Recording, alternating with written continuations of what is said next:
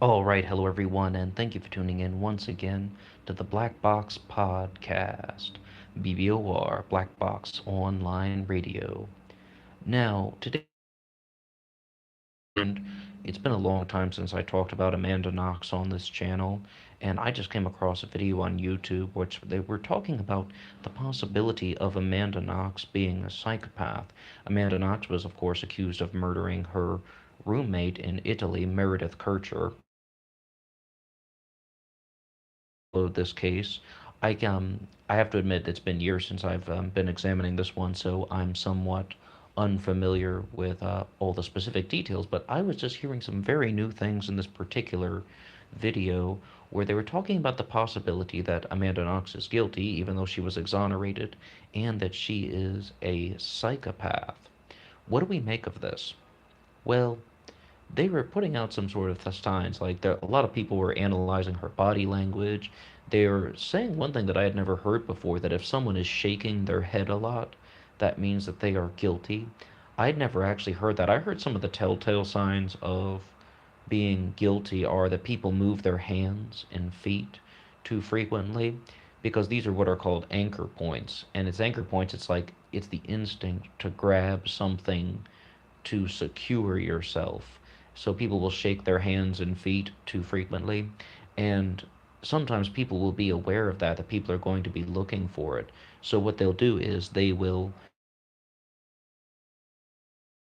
really tensely, or like in a very tense manner, I should say. And that is also one of the signs of, that someone might not be telling the truth if maybe their feet are shaking and their upper body is just completely locked up. These things are not 100% though. I remember though when I was reviewing the forensic stuff about Amanda Knox and the details and her and her boyfriend and another individual, the gentleman from the Cote d'Ivoire whose name has escaped me, I was really coming to the conclusion that she was not guilty. I was kind of examining it from the standpoint of it really felt that it was an attractive narrative for the media in Italy, and I was shocked when I heard that people in the comments section of this video that I saw from True Crimes talking about Amanda Knox being a psychopath were saying that the media gave her a pass. And I was like, really? I thought she was vilified. And one of those countdown sites years ago even stated that Amanda Knox was found guilty in the court of public opinion. And they were talking about how just the media went easy on her, and I was like, are you kidding? I mean, the Italian media created this whole thing about how they said that not only she murdered her roommate, but that she was the leader of some twisted sex ring. And you think that's the media going easy on somebody?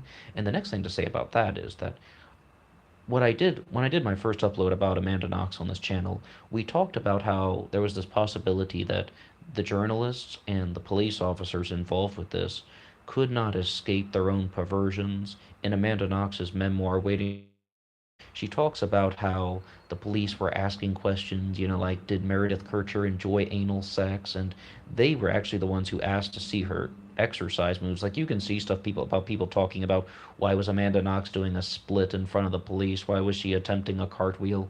Well, she talks about that in the book Waiting to be Heard. She said the police asked her to demonstrate some of her yoga moves, and she said it actually felt good to try it out. Just it was like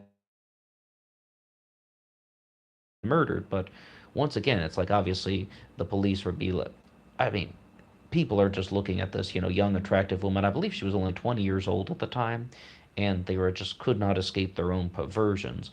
And I really felt that that was something that led to the vilification in the court of public opinion. But right now, when I'm just was scrolling through comments, I was just every single person was just like, she is guilty. She murdered. Maybe you've heard me say the famous line, being weird is not a crime.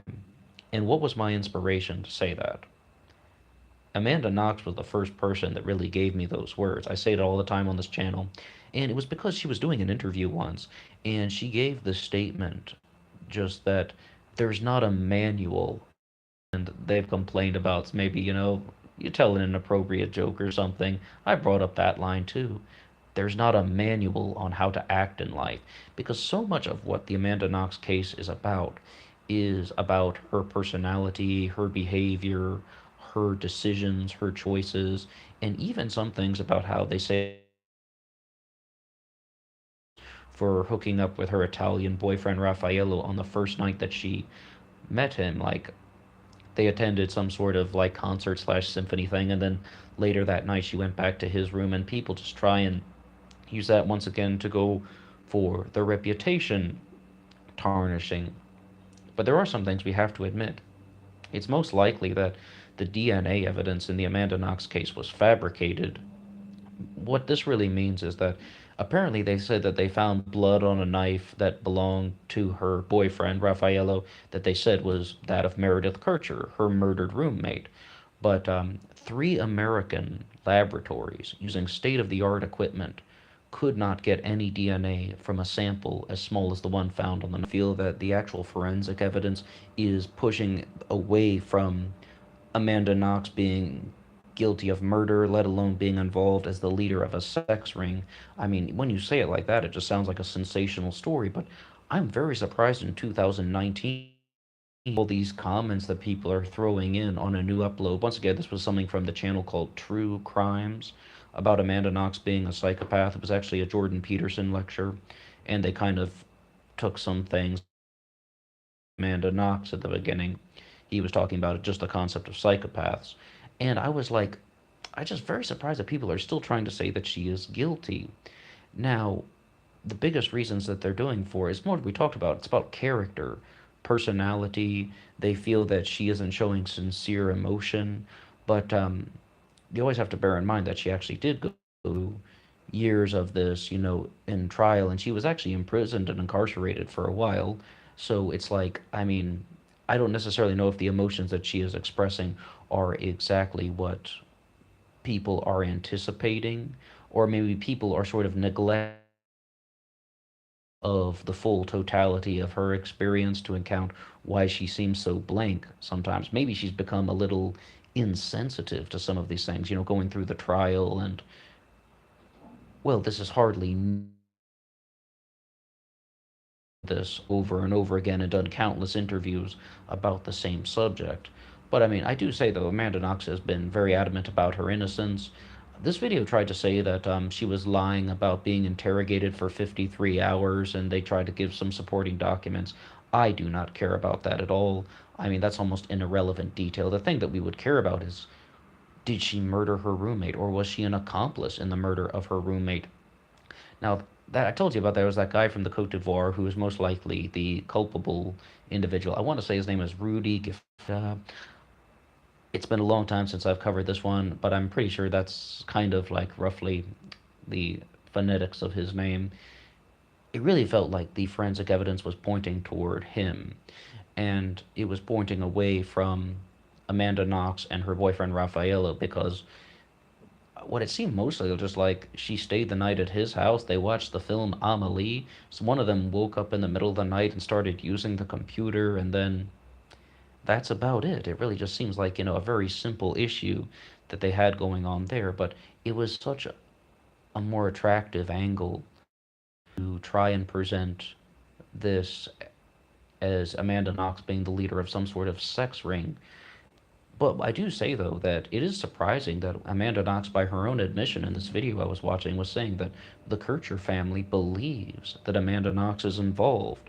Now, why would they say that? I mean, I've been trying to tell you for the last 10 minutes that I believe the forensic evidence is most likely pushing people away from Amanda Knox and her guilt.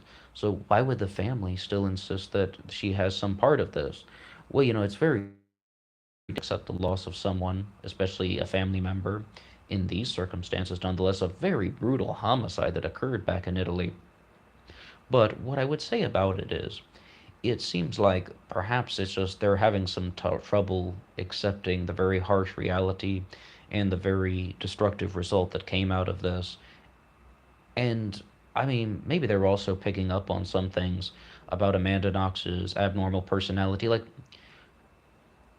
once again, Amanda really insisted that, the thing that I always say on this channel, being weird is not a crime. There's not a manual in life. There isn't only one way you're supposed to act. And one of the big reasons why people began to start to question Amanda's character was she had that very public kiss with her boyfriend Raffaello right after they were got out of the police station. They just gave a very passionate kiss, and people began to start, like gears started turning, and people were like, "What's that all about?"